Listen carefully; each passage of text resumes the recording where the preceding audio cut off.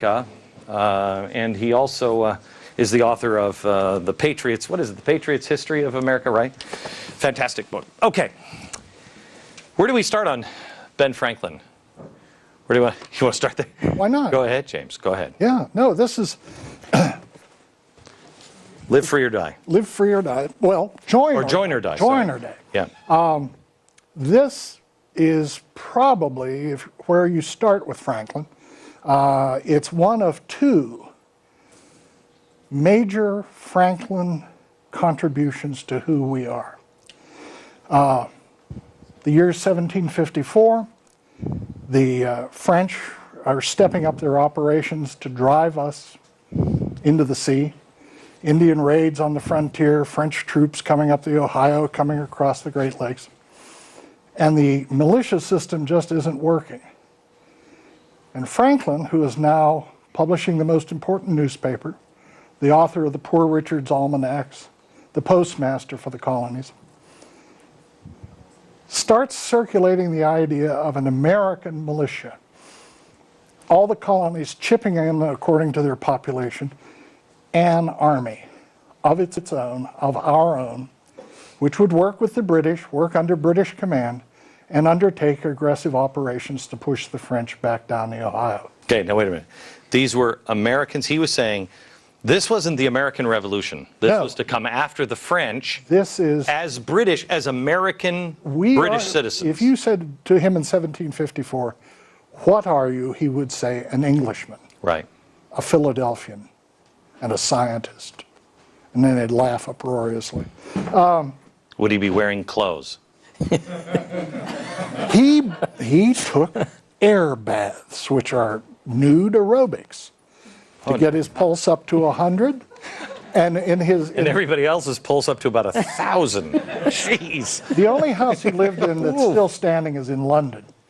And it's right behind Charing Cross Station. It's a museum now. Next time you're in London, go to the Craven Street Franklin House. And there you'll see, because as with most houses in those days, you enter from the ground floor, but the real dwelling is up on what we would call the second floor. They call it the first floor. And Franklin's apartment is right on the front of the house, and it's big 6-foot-tall windows, which in those days would be open. And in the morning, he would stand in these windows. I want to get back to the join or die snake thing, but I'm fascinated by the. I mean, was he an exhibit? What the hell was he doing?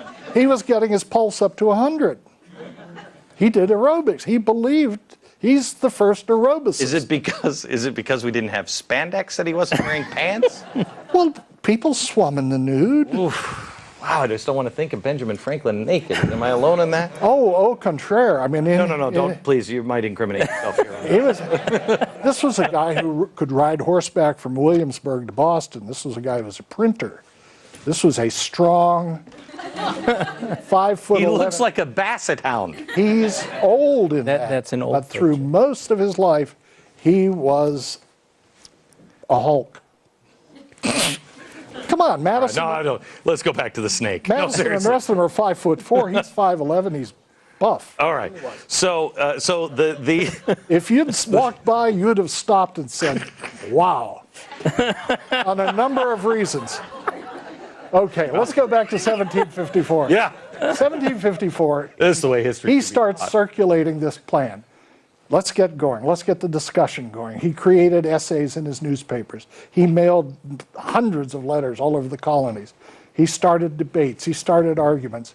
And then in June, there was going to be a meeting in Albany, New York, to re-bribe the Indian allies of our side and make sure that fix was in, and then to have a conference of all the military leaders of the colonies. And the month before, Franklin, scholars believe, did the drawing and did the engraving of the printing block, and it appeared in his Pennsylvania Gazette. And you can't see it from here, but you can see it there. Every piece of the serpent is listed as one of the colonies. And it's based on a French myth, but that one every American child knew. If you're going to chop a snake up, you have to bury the parts separately because snakes can get back together and live. Now, it's a myth, But this picture immediately, even people who couldn't read, knew what the message was. Let me give you a side note here before you continue. I just had this because this was never a flag. This was a political cartoon, later used as a banner, I think, carried by some. Yes. Yes, but it was never a flag. I had this made for my house because I put old flags and banners in front of my house just to drive my neighbors crazy. This one, 2 years ago, we got called.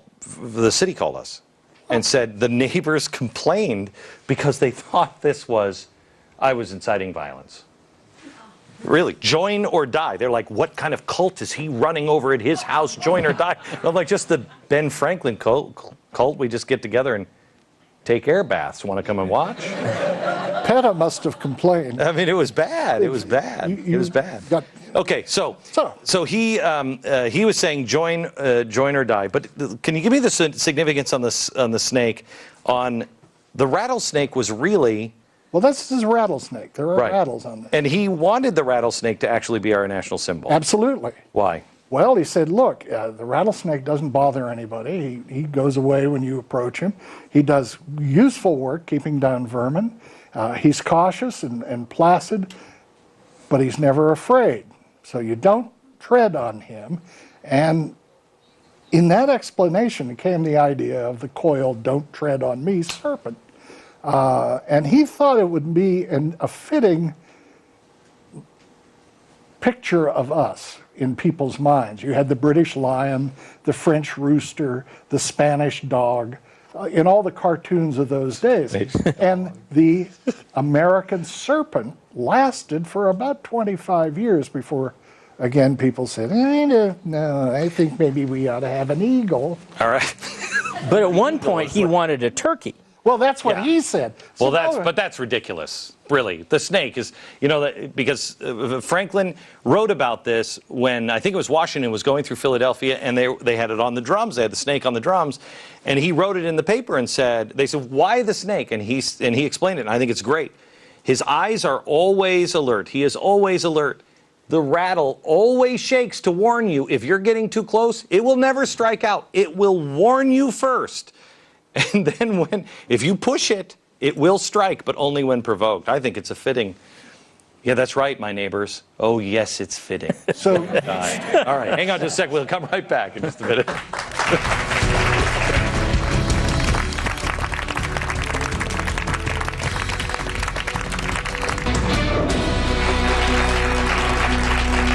Welcome back to Founders Fridays. There's a few books. When I first started reading about the founders, I like to read their own words. This is the autobiography of Benjamin Franklin. It's excellent.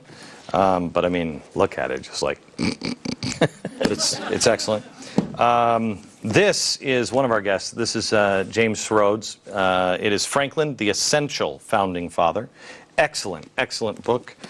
Larry doesn't have a book on Benjamin Franklin. I don't know what his deal is.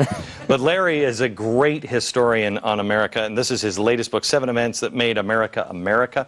You've got to own his stuff. And this is, also a great place to begin. I love this. It's a series, The Real Ben Franklin, The Real George Washington, and The Real Benjamin Franklin. Thomas Jefferson, George Washington, Ben Franklin.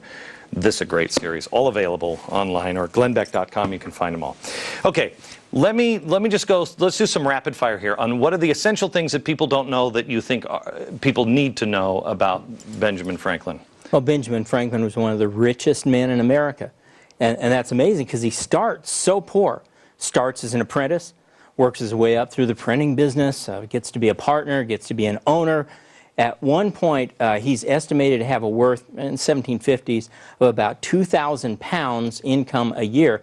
Now, put that in the context, the richest Philadelphia lawyer that year had an income of 20 pounds. Holy cow. So he was a landlord, a renter, and yet he was one of the most popular of all the founders. Some say he was more popular than Washington, and the reason was he was an everyman. He was gregarious. He came through the ranks. People liked him. He spoke in homilies that they could understand. Right. Washington had a mystique about him to where you revered him, where